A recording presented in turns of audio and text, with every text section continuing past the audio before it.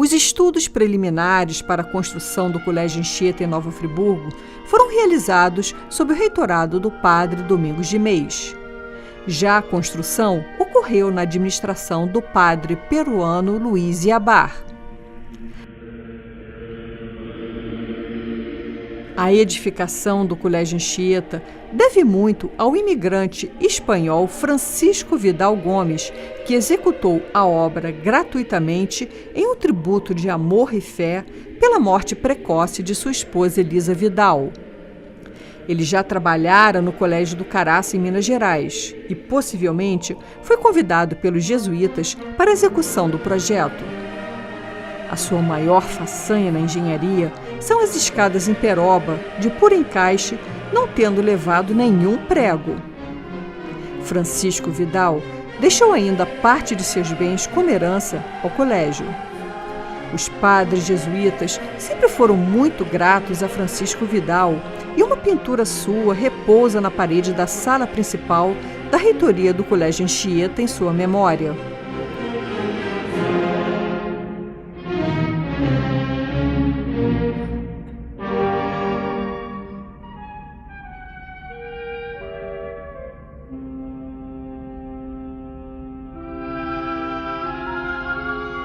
O seu trineto, Tiago Melo, fala sobre a memória familiar a respeito de Francisco Vidal Gomes. Tiago Melo, você é trineto do Francisco Vidal, que foi o construtor do Colégio Anchieta. De um modo geral, a gente sabe muito pouco ou quase nada do Francisco Vidal. Então, nós estamos fazendo um documentário sobre o Colégio Anchieta e eu acabei descobrindo, através da casa Elisa Vidal, quando eu vi o sobrenome Vidal, que você é descendente dele. Então, eu gostaria que você falasse um pouco da história do seu trisavô. Muito bem, falar do Francisco Vidal é também falar da mitologia da família e falar a razão a qual hoje eu me encontro em Friburgo, porque eu sou descendente, a minha mãe, né, era bisneta do Francisco Vidal. E minha avó, que era uma figura decisiva na família, pessoa que, enfim, com grande energia, tinha ele como um grande patrono, de fato. E a história do Francisco vem do final do século XIX. Ele migra para o Brasil seminarista, no entanto não renova os votos e estuda engenharia. Aonde? Em Minas Gerais, em Minas. Né?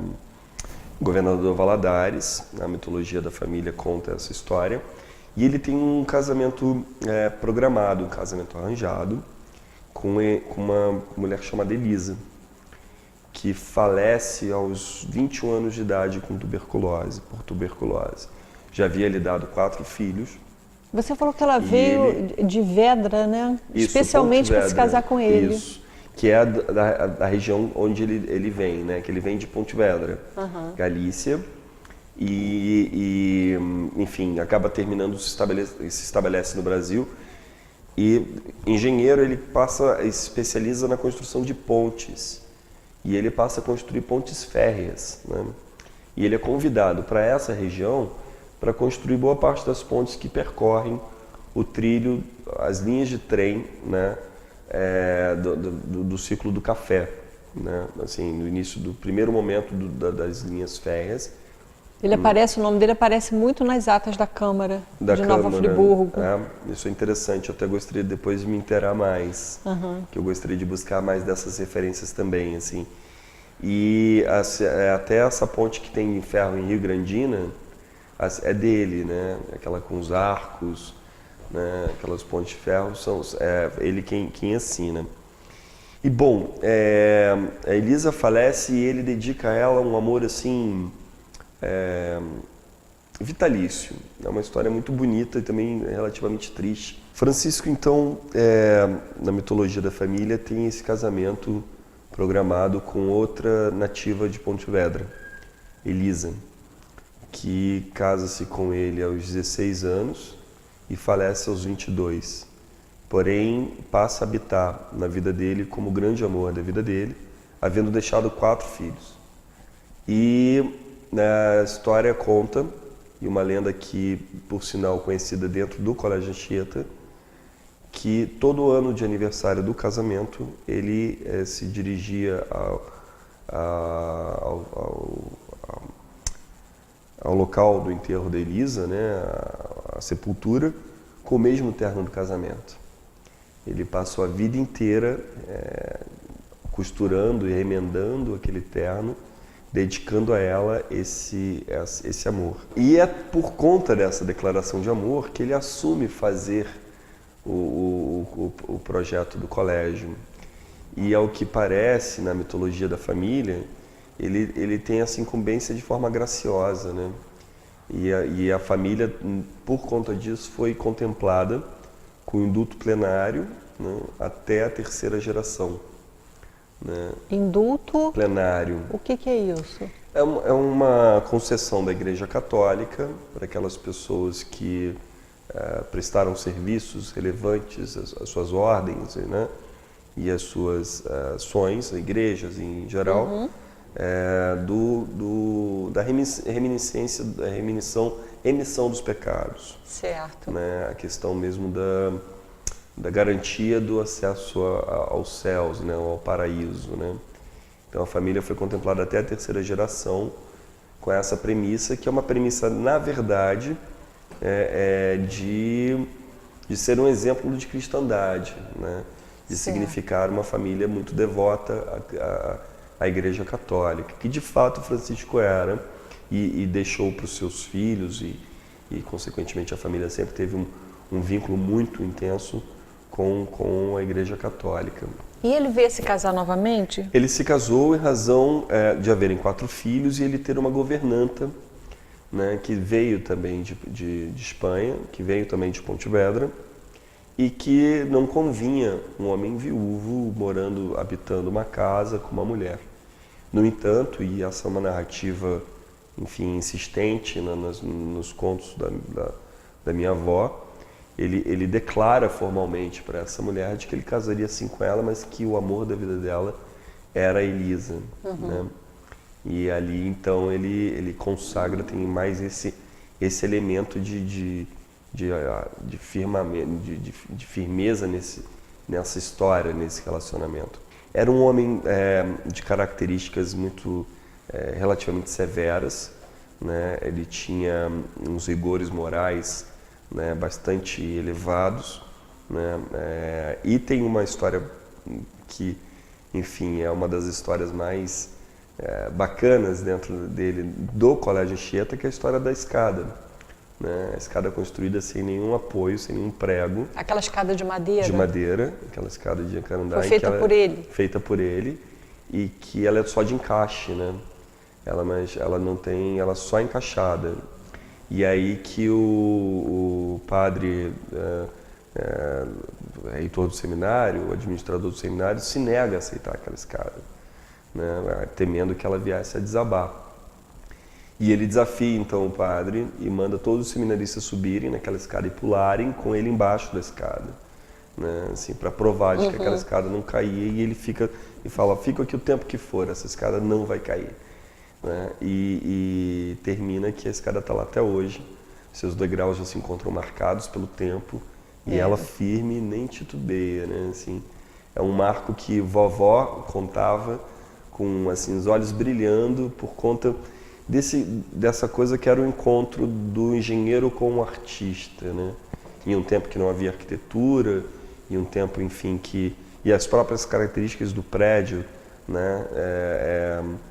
Que são, né, notadamente muito inspiradas em coisas com um espaço concebido para adornos, né, concebidos para detalhes, né, de arquitetura, né, mas que era uma coisa que se confundia. A escada, em particular, é algo que tem um contorno, né, como obra de arte e habita, né, nessa narrativa da família, né, desde sempre. Você acha assim que a morte da primeira esposa dele e essa obsessão, né, porque ele, na verdade, ele comandou, né, todo o processo de construção do Colégio Anchieta. Você acha que ele houve assim uma transferência? Sim. Vamos dizer assim, ele a morte dela trouxe para ele assim uma afirmação da questão da religiosidade, porque às vezes as pessoas ou se revoltam Sim. ou afirmam, né, cada vez mais a sua crença em Deus, e daí essa dedicação, né, que me parece que foi quase que obsessiva, né, na construção do colégio. Tem essa relação com a morte Eu acredito dela? que sim. Eu acredito que é um ato devocional, né? A devoção passa a ser algo e considerando que de repente não havia outros espaços para esse exercício, né?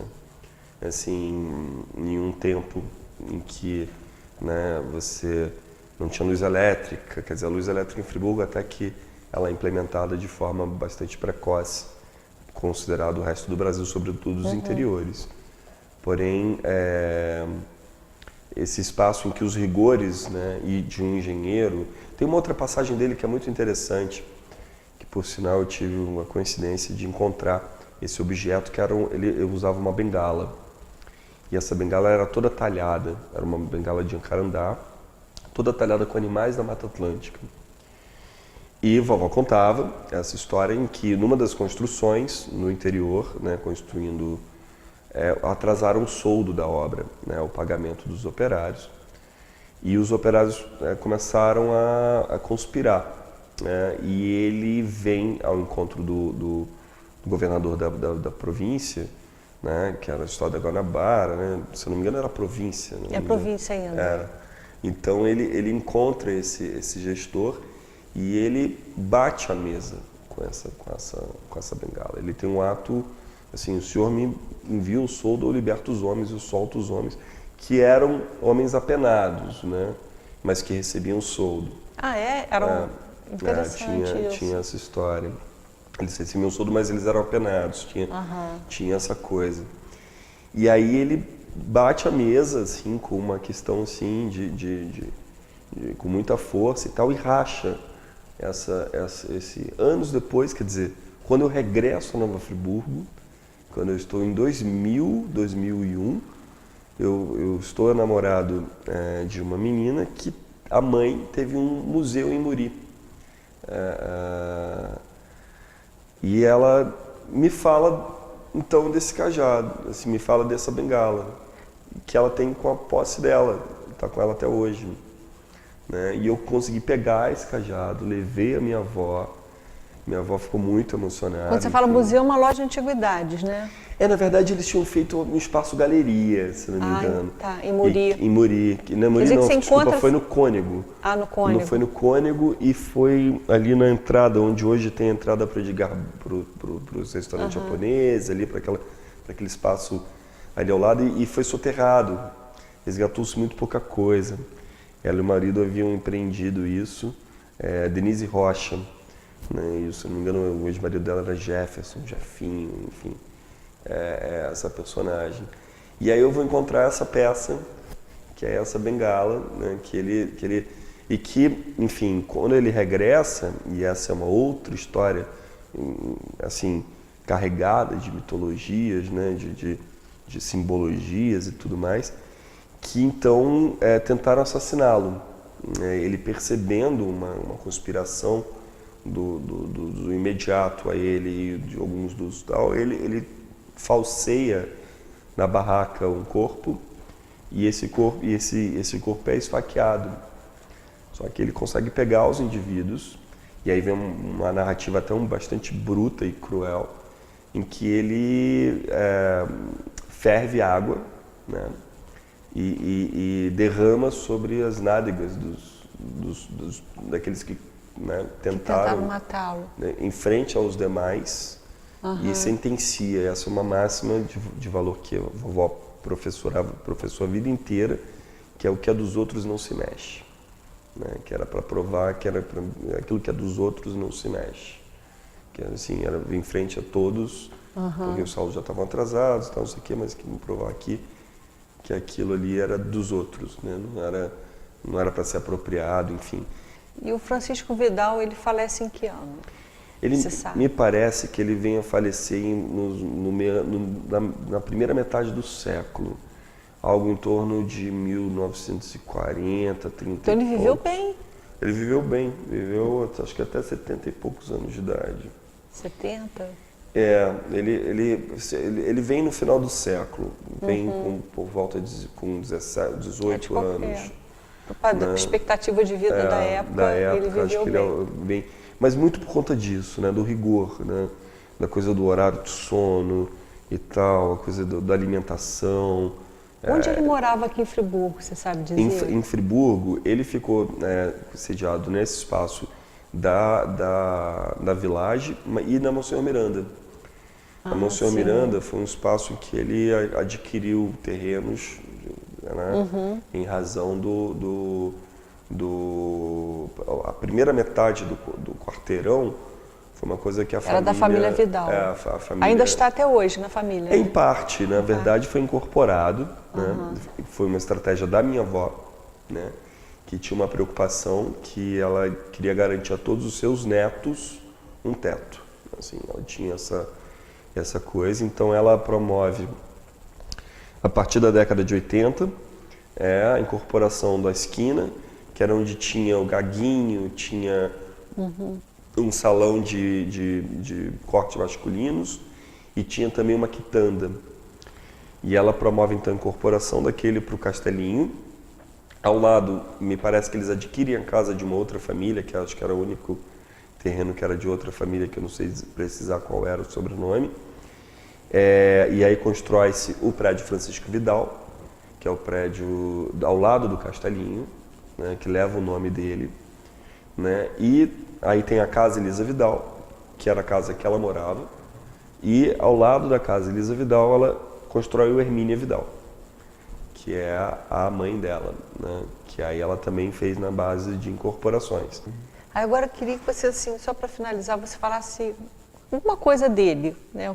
O que você, na sua memória, o que você, quando você pensa, né, nesse trabalho dele, quando você vê a obra dele, né, quando você passa ali em frente ao Colégio Anchieta. Eu vou fazer um depoimento muito pessoal. Eu regresso para Nova Friburgo muito em busca de raízes. Eu perdi minha mãe aos 17 anos e tinha Friburgo no imaginário desse lugar filial, até porque eu sou nativo de Nova Friburgo, só que eu me mudo daqui aos 13 anos de idade. E tem esse marco, que é o Francisco Vidal, que é quem inaugura a família no Brasil. E a partir da referência imediata da avó, né, ele também figura como um lastro moral. Ele traz consigo alguns valores fundamentais entre a determinação, a hombridade, a firmeza de propósito, né? Essa questão da fidelidade. Foram questões que sempre estiveram presentes nos natais, nas férias, né? Quando visitando a minha avó, né? E tinha-se a foto e as narrativas de Francisco Vidal.